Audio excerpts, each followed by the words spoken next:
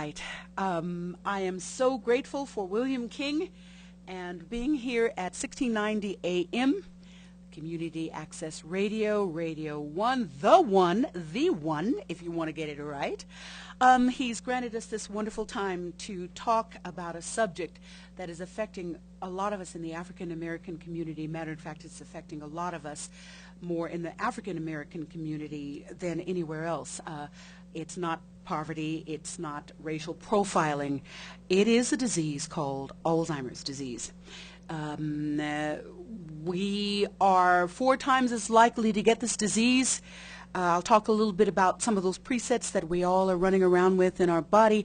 Oh, I need to tell you who I am. Yes, I'm Halle Berry. No, we already joked about that. No, I do. I often get mistaken for her.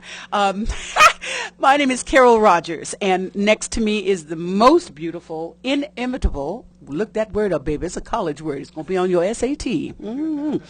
Portia Love. And I will have a series of guests with Williams allowing me to bring in extra people this week, a series of guests, and the subject is Alzheimer's, how it affects us, particularly from the caregiver's perspective. I won't get into the neurological part of it. I'm not a doctor that I should, and all the reading that I've done has quickly fallen out of my mind because I'm dealing with the reality of it. My mom, Jean Rogers, many of you know her. Many of you knew her at Druid Hill. She was a formidable principal. She would whoop you up fast. She also was at Laura Dodge as a teacher and an amazing pianist, an amazing vocalist. My mom made her own tofu. She made her own granola. She ate vegetables. She walked 2 miles a day on her treadmill in the basement. And the Lord is still taking her with Alzheimer's. So she doesn't have these presets that I'll be talking to you about, these preemptive conditions that are more prevalent among most of us African Americans. And my father died of Alzheimer's, with Alzheimer's in December of last year. He also didn't have high blood pressure, high cholesterol, diabetes, nothing, a healthy man, except the Lord, allowed him to go to him by way of this disease. And so I'm on a mission to understand not the disease, once again, the neurological sides of it. And actually, did you know that when one is diagnosed with Alzheimer's, it's not until you're posthumously, you're dismembered, and well, they're going to dismember you, but they're going to take your brain out, and then that's when they can conclusively say that it's Alzheimer's. So there are symptoms synonymous with the Alzheimer's disease, but we all know it. Nobody is far from this disease. Everybody knows somebody who has it. We used to call it going back into your second childhood. We used to call it old-timers disease. Before Dr. Alzheimer coined it with his name, we were dealing with it, but now it's almost epidemic. Forgive me, I know those who know the numbers with epidemic might question that, but it's way too close. Either way it goes, it's way too close. And it is preventable in some measures. Anyway, what is Alzheimer's disease? I'm reading actually from an article from the Midlands chapter of the Alzheimer's Association. They have all kinds of information. We're going to learn in subsequent interviews that I'm making this week about how wonderful this particular office is, how helpful it is for anyone who thinks they're getting it, has a loved one who has it, how accessible help is if you just go there. Miss Viv Ewing is over it. She's new there, and she is on fire for that organization. She is really the go-to woman. Everyone in the office is just very loving and very dutiful in trying to make people aware and also trying to make people understand what can happen once you think a loved one has it. Okay, the pamphlet that they have, what is Alzheimer's disease? Okay, Alzheimer's disease is a disease that attacks the brain and results in impaired memory, thinking, and behavior. Okay, I think I said this before on his radio. I've been through menopause. Some of that happened to me. I'm thinking changed, behavior, acts a recent boyfriend, yes. Behavior changed through that. And also memory, the estrogen level is different, so I'm not thinking the same. Memory isn't as sharp. That also happens with aging, but it's more acute and much more serious in the Alzheimer's, I don't like to call them victims, but the ones with this disease. The 10 warning signs, everybody kind of goes through these, but if you have 2 of these that you're concerned about, get some help. What we in the African American community do not do is get this disease in its early stages. By the time we get to it, there's no medicine that can help us. The Aricept, the Namenda, some of the newer drugs that they're experimenting with are beyond our ability to be helped because we've waited too long. The symptoms, the first one is recent memory loss that affects job skills. That happened with my mom. She was working as a teacher, a music teacher at one place, and she couldn't read her calendar. And so she ended up having to be let go for that. Difficulty in performing familiar tasks. That has 20 or 30 subheadings. Problems with language. Aphasia, that's what that's called. My mother's main symptom was aphasia. Repetitive speech for her had become very prevalent. In her middle stages of Alzheimer's, there are 3, unless you do the subdivisions. I take them as 3, beginning, middle, and end. She's in the end now, but in the middle stages, aphasia was difficult. Stringing words together that don't make sense. It becomes like a word soup. Not completing sentences, but now if you talk to my mother, everything that she ends her phrases in, my mother, Jean Rogers, if you're just tuning in, she'll end it with a swing beat. Scuba-doo-ba-doo-bee-dum-dee. She'll start scatting, and so I know Mama's still in there somewhere. But language is, it's not, she doesn't connect her dots with that. Decreased awareness of time and place. That happens when you're in love, I heard. Is that right, Portia? How would I know? Yeah, I forgot about it too. But we 2 sisters here trying to break it down the best way we can, yeah. But I'm not exactly sure how that might manifest, but please listen to the symptoms. And if it rings a bell, go online. I'll give you the call letters for the phone numbers for the Alzheimer's Center. I'm going to continue with this because I tend to jump tangents. Poor judgment. Who hasn't had poor judgment in their life, right? Okay, hello. Whole different level. Yes, exactly. It's a different thing. Just not knowing what to do. Here are my teeth from my mouth. I think I'll put them in the garbage disposal. Just things not connecting. Dots suddenly don't connect. Problems with thinking. Okay, poor judgment is kind of an offshoot of that, isn't it? Misplacing things. My mother was the queen of misplacing things. She would hide things from herself. She would bring garbage into the house and put it in different places, thinking that she should hold on to things. Once again, that's with poor judgment, but also misplacing. Garbage belongs outside.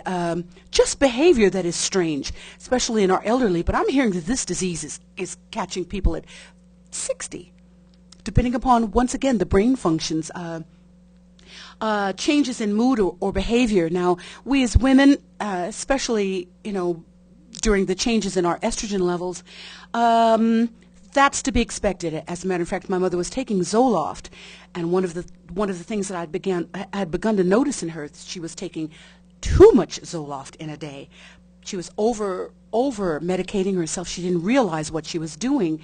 Changes in personality. Now, Mom was always fun, but sundowning. That's one thing that I have to mention, that a lot of loved ones are observing in their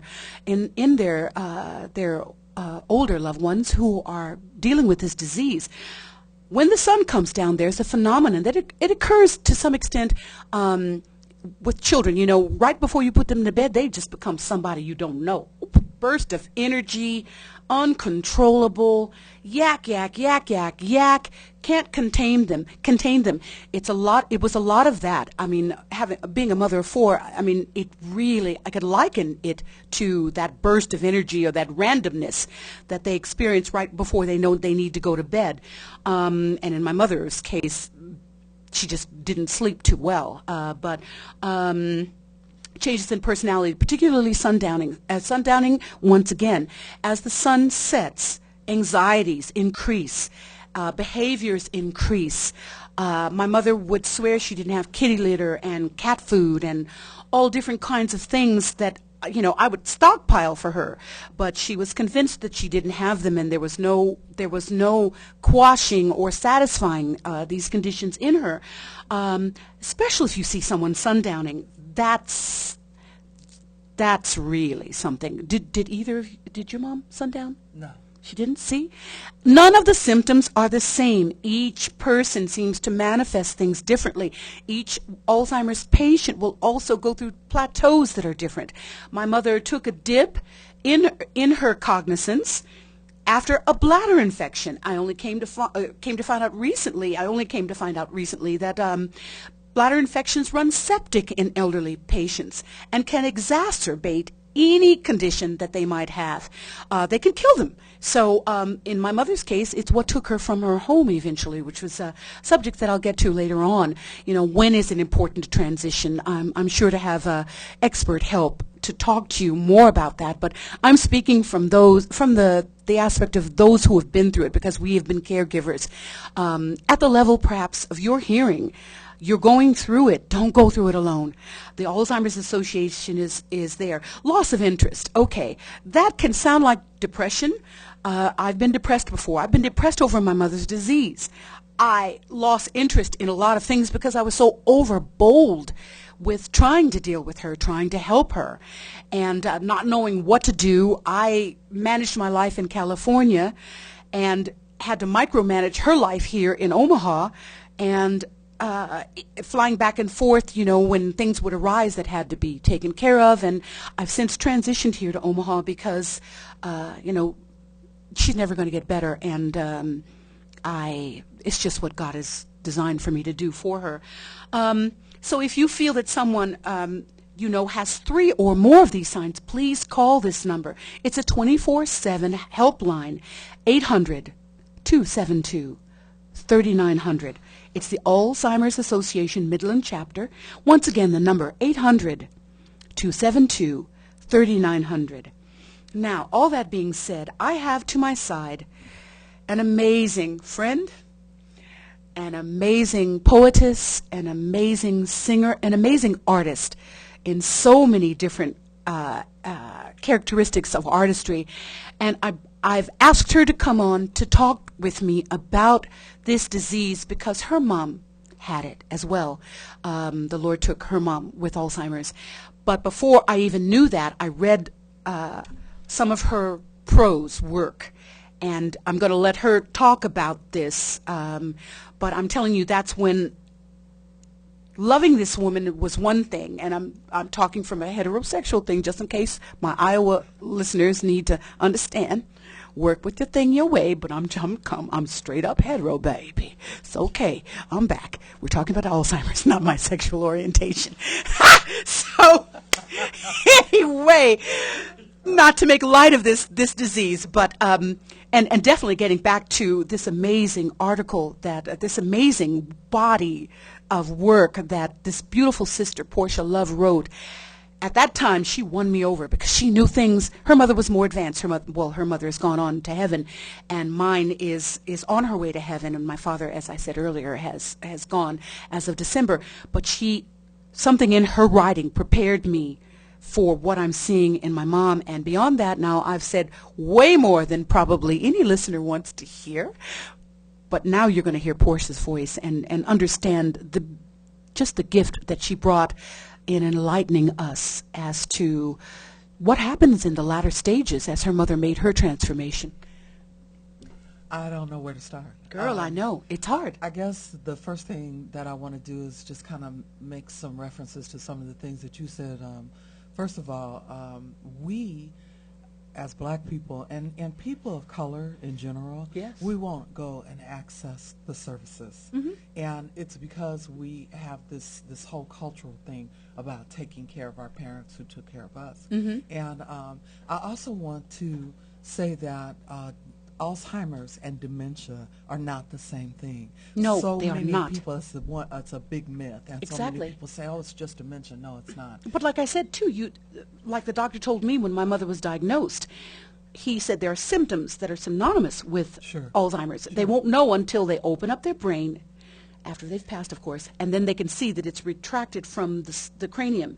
And then with that diminution of the brain, they can determine that it's Alzheimer's. Otherwise, it can't be diagnosed conclusively. And see, that's interesting to me because Yeah, the unless- Alzheimer's Association and the doctors that I worked with made me understand that it cannot be diagnosed without a neurological examination, and so they must be pretty close to it. But Yeah, well, my mom had the MRI, and there was enough retraction that they once again believed that it was the diagnosis was definitely more Alzheimer's than anything else. But I was told that by the doctor himself that it can only be conclusively diagnosed post-mortem. well, it's an interesting disorder. It's terrible. It's a horrible It's thing terrible. to sit and watch somebody that you love deteriorate to that point. My mother did go through the speech thing where she's just babbling, and finally it just went into herself so much that she just didn't even attempt to communicate anymore. And so I think that Alzheimer's is, of course, far more difficult on the people, the family members and people who are close to those who have it than it is even on the person, because you're sitting there watching somebody. You talked about your mother being a lot of fun. My mother loved to go. And I couldn't even get goal out of my mouth. I'd say G and she'd say O, and then here's this person with her head on her chest. No communication, no means of communication, and we won't even talk about how it feels to go in and your mother doesn't know you anymore. Oh So, gosh, yeah. Oh gosh. But Yeah, I I'm started- often called little boy, and that's okay. I know Really? who she is. Yeah. I'm not worried about her. My mother thought I was trying to take my father from her, Yes. which was yes. really interesting because she would say, "Hi, Portia," and I thought she knew who I was, but I was just this lady named Again, Portia. Who, the fact that you can't connect your dots. Yeah. You know, I've heard of a situation. Well, my mother had paranoia, episodes of paranoia, and I heard of a situation where a husband and wife, faithful to each other, you know, with all kinds of fail-safes to check on each other. The husband, who had the disease, was convinced that the wife was cheating on him with another woman, all kinds of stuff. and like had that. the son convinced of this, who didn't live in the city, that this was going on, and yet it wasn't. Their imaginations, just like the regression into childhood, their imaginations take over. It's not about reality as much as, you know, what works for them in their brain, and it doesn't have to be. My mother saw people who weren't there. She, you know, she would talk to them and she'd say, "Don't mother you see that hallucinates. person?" But I never contradicted her. I just figured if she sees him, that's fine with me. That's fine. But all At of least these she's things seeing are something. going on, you know, Yeah. and just odd things. I remember going to her house one night and she's sitting in the dark. Yeah, And that scared was the my hell out of daddy. me. I didn't know she was in there. And I said, "Why are you sitting here in the dark?" And she said, "I understand why people kill themselves." I said, "What?" And I said, "What are we talking about?" And she says, "I lost a letter." I said, "Please tell me that you're not talking about killing yourself over a letter that I can get a copy of tomorrow." What? And we didn't know what was going on. Yeah, yeah. And so that makes it all the more frightening. And then she opened herself to me in a different way than anybody else, and even when she got Alzheimer's, she did the same thing. Yes. So she's not saying these things to Yep. other people. Yep. I'm telling other It's people, the and they're same. thinking something's It's wrong the with same. me. It's Yeah, the same. It's like, My mother would tell me things and speak to my brothers differently than she would talk to me, and as a consequence, you know, we'd have misinformation and they doubted me. But anyway, I really want you to read this piece. But you know, before you read this piece, we talked on the phone as I was inviting you to this, and thank you so much for coming. Really, Thanks for having me. this won't be in chronological order, but I will interview I'll have 4 episodes, and they'll mainly be dealing with Alzheimer's from the caregiver's perspective. You know, caregivers are amazing, But you were telling me about your mom and Asperger's disease and autism. What I said was right. that there's a lot of things that you learn when you're going through this caretaking process about Alzheimer's that, you know, when a person has autism and Asperger's, it's one of the things that they just beat into you, that they have real resistance to change. But they don't say that very much about people who have Alzheimer's. And they are very resistant to change. As a matter of fact, it affects them, their health and their well-being. Everything. And so, yeah, when she went into the nursing home, my dad had fallen, and he had gone to the hospital, and she had to come to my house. And I was this person she hated because I was the one that made her take a bath, made her comb her hair. And so she really, you know, the Alzheimer's was telling her that she hated my guts. Talk to me a little bit about the reversal of roles. How was that for you? It's really, you know, you're sitting and you're looking at this person. I used to tell people, I said, this is the person who taught me almost everything I know. And then now I'm getting phone calls. She made a frantic phone call to me at work one day from Baker's. And I jumped up, grabbed my purse, told my supervisor, I'm out of here, go speeding down there. It's a miracle I didn't kill myself. And I get there, and I said, what's wrong? And she said, I can't fill out this form. And she hands me a Western Union form. Well, that might not mean anything to you or to anybody else. I worked at Western Union in California for 4 years. And me and Norman and Richie, my brothers, were all living in California. She was sending a Western Union MoneyGram almost daily. You know what I'm saying, to somebody. And now all of a sudden she can't fill out this form. And the thing about not being able to do those kinds of things, she would be panicked. She scared the hell out of me when she called me. Portia, you gotta come. And I was like, oh, you know. And then finally she did something. This is when we had to take the car keys from her. She was going to the hairdresser, which was on 40th and Ames, and she lived up by McMillan Junior High, as you well know. And she got lost, and we didn't know she was getting lost while she was driving, and she went to the Tommy Rose Garden Apartments and pulled up in there and got out and asked two strange people to get in the car with her and help her find her way to the beauty shop. Oh, but God had some angels attached to that, according to your story. They helped her. She got there, and then she. But for the grace of God, it could be a different it story. Could have been a whole different story. Because you know how she rolled. She was elegant. Of She course. always looked like she had all this money. And there are opportunistic people out there ready to bonk you in the head and take your stuff. They helped her get where she needed to get, and God is merciful, in her quest to get somebody to help take them back where they belong, you know, where they live. That's how it was found out that she had done this. And it was, you know, so and that was another thing, you know, it was always, I said, Dad, she can't drive anymore. What am I supposed to do? Take her keys? I said, yes, take her keys. Now, we're talking about the reversal of roles.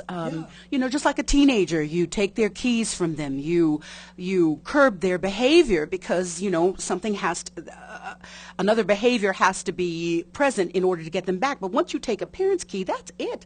Well, My mother ended up out in past Fremont, speeding through the rain. She just happened to have my number on as the last person called on her phone. I'm in California, and I get a phone call from the policeman there that we've taken your mother aside. She's okay, and I'm going out of my mind. Well, you know, the thing about it is that 2 days later, she didn't even realize that she had keys. But, you know, I'm going through all of these things, and as with everything, I started writing when I was 13 years old. And the reason I started writing was because I didn't express myself well. I was, because of my teeth, I was very shy. I couldn't look people in the face, and so writing was a way. I met you around that time. You were always beautiful. What are you talking about, child? You met me a couple of years later when teeth are fixed. I got to start getting a little more confidence. But as a kid and a young teenager, no confidence, wouldn't look people in the eye, couldn't speak to people, and so I started writing to express everything, and I still write to express everything. And so while I'm going through this, I'm writing, you know, different things, and that's how the Alien came about. And I think that's a great introduction to the Alien. I really want, please. It's this is the article that linked me to you forever, ever, ever, forever, ever. I was writing column for the Alzheimer's Association of the Midlands newsletter. I did that for a couple years, maybe even 3. And this one they saw and they wanted to print it. And so it says, it's called The Alien. I never believed in UFOs or men from outer space before. I do now. An alien has taken over my mother's body. My mother was diagnosed with Alzheimer's in 1997. It was at that time that I think the alien took over. She has become a different person. I no longer recognize her as my mother. She is nothing like she was before. My mother was the sharpest dressed woman in Omaha. The alien will put prints, plaids, and polka dots together. She also wears one black and one white shoe. Often the alien will put on several pairs of pants and several shirts at one time. My mother would never do this. My mother was my best friend and confidant. I could talk to her about anything, and she gave the best advice. The alien does not understand what I'm talking about and often gets overly and inappropriately upset and emotional. I have found that I cannot talk to the alien about any of my problems. As a matter of fact, my mother and I talked at least 3 times a day by phone, even when I lived out of state. The alien cannot carry on a conversation with me. There are often minutes of silence while we search for things to talk about and things to say. The alien has a hygiene problem. She does not want to take a bath, put on clean clothes, does not recognize that she sometimes smells, and does not brush her teeth or comb her hair. My mother wore the same cologne for years. It would stay in her clothing, and even her closet smelled wonderful. It was her signature. The alien does not smell anything like my mother. The alien had to have her hair cut into a short afro and has to wear wigs. She puts them on sideways and upside down. Mom's hair was silky and beautiful long before most black women knew how to get their hair to look that way. And my mother would never, ever, ever have worn an afro. My mother was soft-spoken and had a very laid-back personality. She did not raise her voice or curse. She was always pleasant and easygoing, and everyone loved her. The alien is moody, curses, and is sometimes mean. The alien hates me because I make her take a bath. My mother and I laughed a lot, and she loved me dearly. People who did not know my mother before the alien took over are still drawn to her and still love her. But I always think to myself and sometimes say, if you feel that way now, I wish you could have known her before. The alien thinks I'm trying to take my father from her, and she has been known to say, she's always talking to him and going places with him. That's my husband. My mother loved to go places. She especially loved to shop and go out to eat. The alien always wants to hurry up and get back home, and then complains that she has nothing to do but sit in the house. When left to herself, the alien whispers aloud, carrying on a conversation with persons unknown. The alien will not eat much food and is therefore making my mother much too thin. My mother loved to eat and ate so much that it was a family joke. She was always thin, but fashionably thin. The alien has her beautiful clothes hanging off her body and has made it so she has bones showing through her skin. I am currently looking for a government agency that handles UFOs or space travel or something. I want to write them a letter and ask them to help me find the alien spaceship so the alien can go home and I can get my mother back. You have to understand how I wept after I read that. I'm about to cry now. Don't start, because I'm going to cry too. We're going to have a girl moment, sitting here crying. In here, yeah. But if you're listening and your parent is turning into that alien, you are not alone. You are not alone. Only if you want to be. And if you want to be, poo-poo on you. You can't do this by yourself. It's way too much for one person to deal with because of the multi-personalities that you'll find and the defiance. You've got a teenager, you've got a bratty child, you've got a diaper that's big and full. Often, you've got a parent who takes the diaper off and urinates in corners. You've got a kiss. The diapers. Yes. My mother used to take them off and hide Oh. them. Oh my God. Or who will kiss you in 1 minute and curse you out royally the next minute. Slap you. You told me your mama decked you. And I mean, when you look back, when I look back on it, she intended to slap me. She got her footing good, so she Ooh, could did she haul take off her back. earrings and grease up? I mean, it looked like she should have. Uh-oh, She slapped the uh-oh. hell out of It me was about, it was in on, it was, my face, and oh. you could see her handprint in my face for half an hour. And the thing is that these are the interesting things that you tell these stories. But my mother had a thing about people slapping their children in their face. She didn't believe anyone should ever be slapped in the face, and she would see a mother do that and say, "Oh, that's terrible. You shouldn't, Portia. Remember, when you have children, don't ever slap your children in the face." And she hauled up and knocked the hell out of me. Yeah, it's just the change in behaviors. Now, the behaviors that we're talking about now are very extreme, but some Alzheimer's people become very docile. But in that middle stage, when they realize what's going on, they fight. My mother and I went toe to toe. Never about anything between the two of us. I had to adult-proof her home. I flew in from California. It took me a week to adult-proof her home. I don't think she was a hoarder. She just liked a lot of stuff. And I'm my mother's daughter, and I have children who watch too much TV, so they attach the H word to me. But my mother, she just had a lot of stuff, and she was okay with it. And I adult-proofed her home. That was a challenge. I had to work overnight because she would take the stuff that I put in the trash out and put it back up. So I was working through the night, but the result was so much better. She was more comfortable, but she and I went toe to toe, and I've not had this kind of confrontation with my mother. She had 2 cats that my daughter gave her. I've talked to my daughter many times about that. She needed company, yes. My mother, when my daughter was at Midland, oh gosh, it's some time ago, mid-90s, she brought my mother 2 cats just to keep her company, and they were company keepers. And she loved them. Actually, many of us in the family thinks she loved them.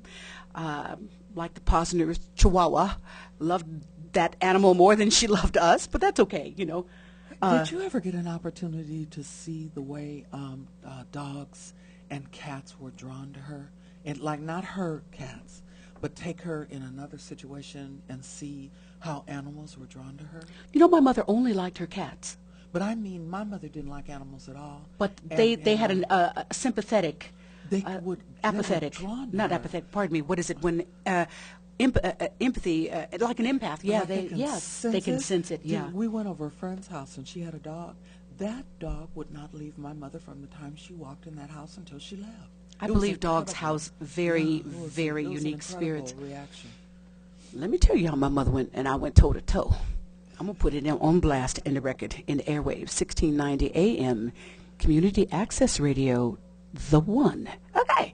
Mama and I went toe to toe. Yes, because she was scooping the kitty box with her hands.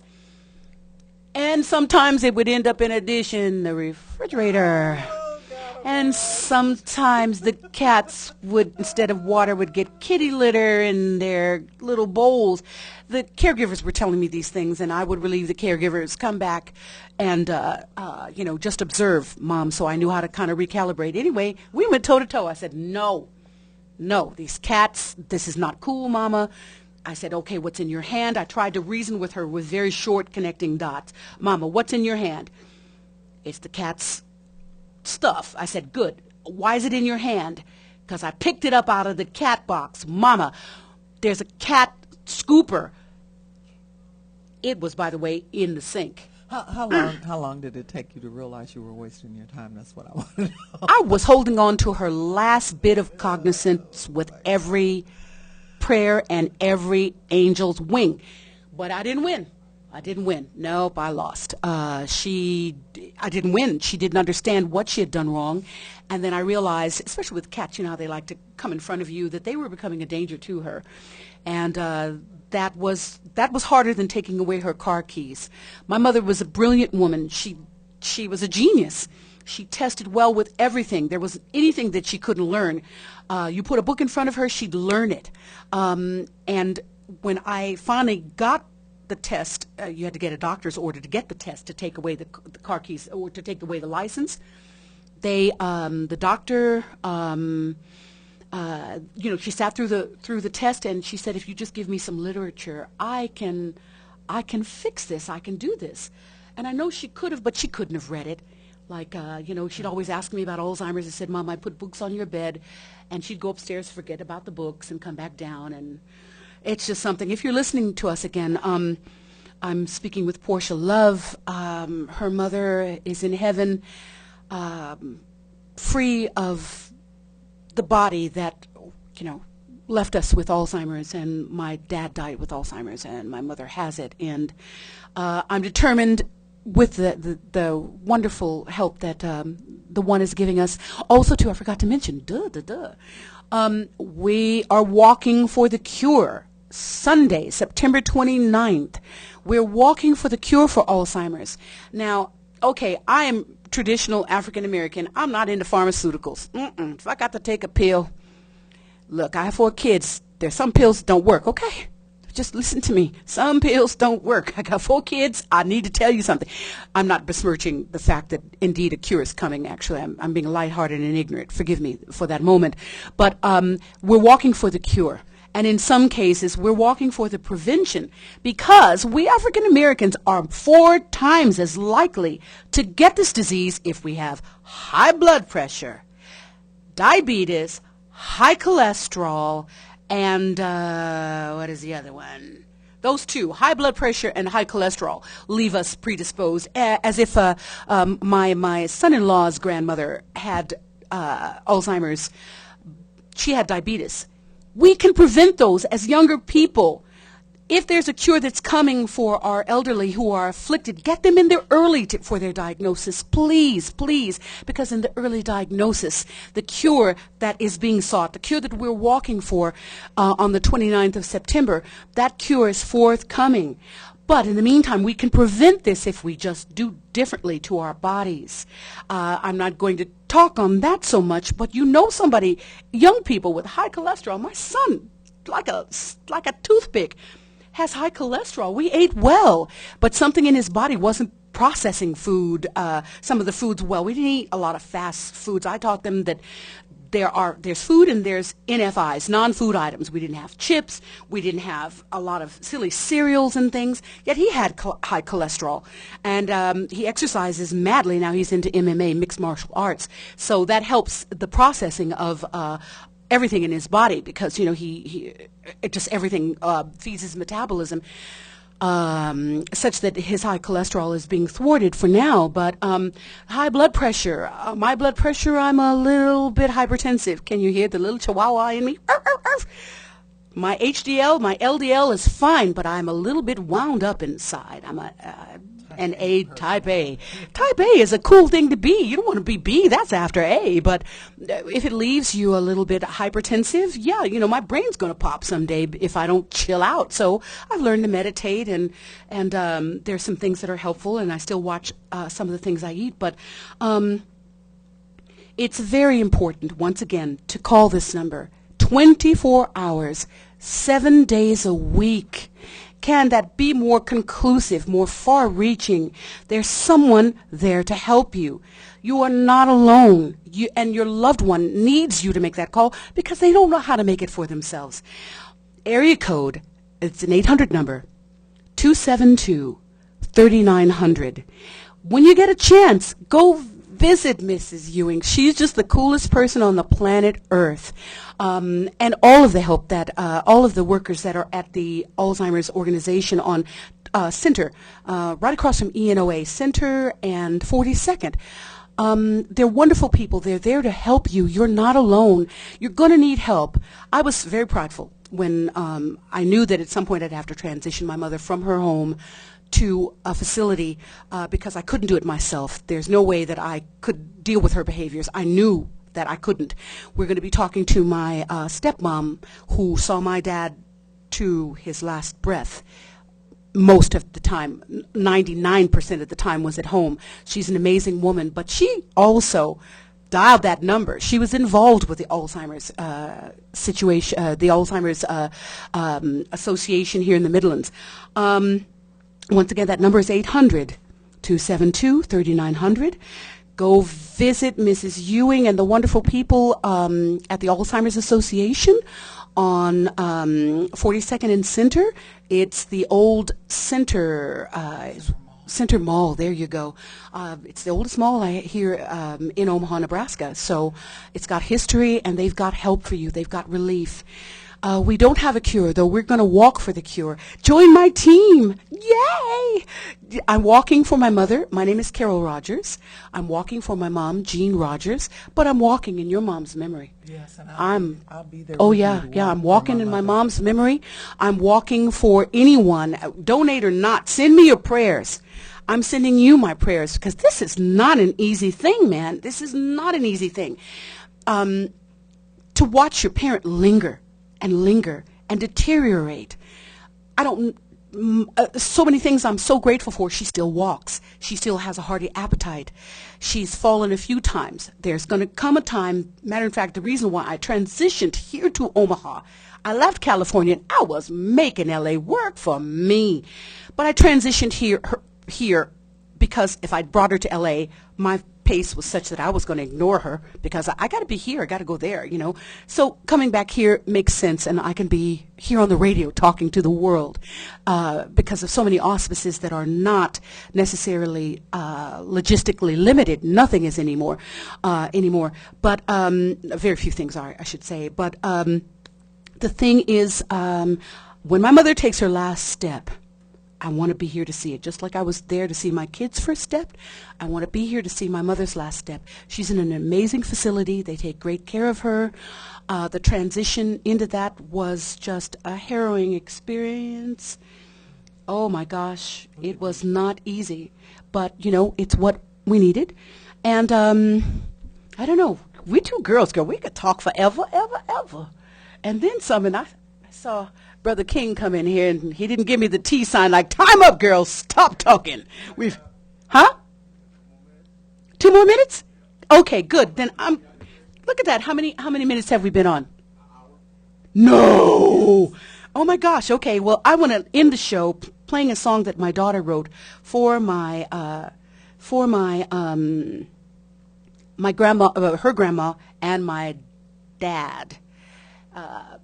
Their Alzheimer's situation, and it's supposed to be featured at the walk, so we'll see. Anyway, I want to thank Portia Love for your artistry, for your love for your mother, for sharing your story with us. Thank you so much for your candor, and thank you so much, everyone listening. Call the number, get help. They'll even help you with grants. With money to help to pay for your loved one if you want to keep them at home, because it's good for them to keep some kind of consistency. But if you're at your wit's end, as I've been there, just remember. Thanks for having me. Oh, gosh, girl, thank you so much. I'll be back. This is one of 4 segments. Thank you so much. And this is my beautiful daughter, California girl, Bethany, singing a song she wrote for her grandmother and grandfather who have fallen to this disease. I'm hitting play.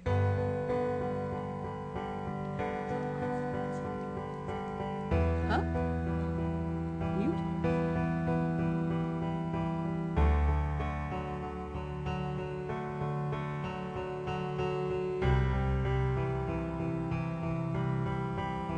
Will you wait till there's no more time? Will you see when they call you blind, like they know what's inside of you?